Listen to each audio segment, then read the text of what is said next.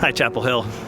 It has been quite a week for me, and there's an awful lot on my heart and my mind, and so I was trying to think about what to talk about today on our midweek update. I'm just going to give you a barrage of things that are going on right now. First of all, related specifically to Chapel Hill Church, it's been a really encouraging week for me.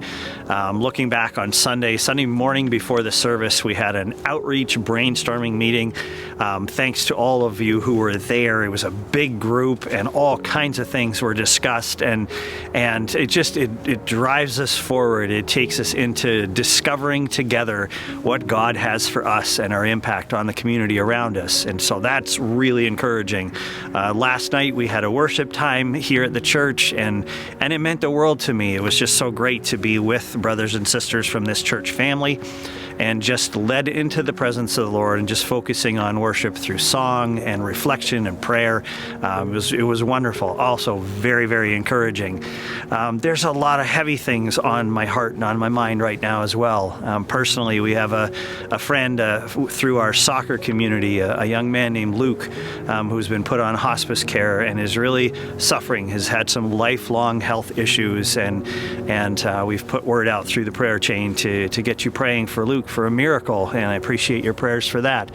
Then, of course, Russia and Ukraine and all that's going on there, and the discovery this week was just tremendous as I'm looking at what God's doing over there, how he's using his church shining brightly in the midst of this crisis. And we're connected to it as a church.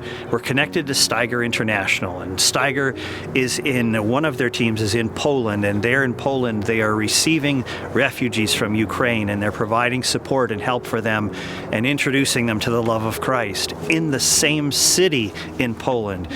We have missionaries there, Brett and Michelle Hamilton, who we've supported for many years.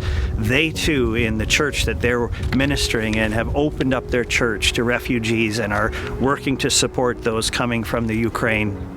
Keep them in your prayers. Keep Steiger's work in your prayers. Keep the work of the Hamiltons and their church in your prayers. Keep praying for that situation. I know you are, and I encourage you to keep doing so. And in the meantime, keep praying for this church. We're in March now, and we're working through the calendar that I put out on Sunday, which is available on our website as well if you weren't here on Sunday. Praying day by day through the month of March for Chapel Hill Church and for what God's doing here. Keep praying for that. And as we look ahead to this coming Sunday, lots of exciting things happening. This is a communion Sunday for us, a family service for us. We'll have Suzanne Holm from Whispers of Hope here to share what God's doing right now through that ministry, and be introduced to those of you who have not yet met her and been introduced to Whispers of Hope.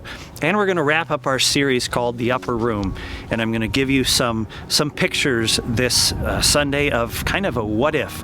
What happens if the kingdom really does influence the main level activity of our church? And so excited for that as well.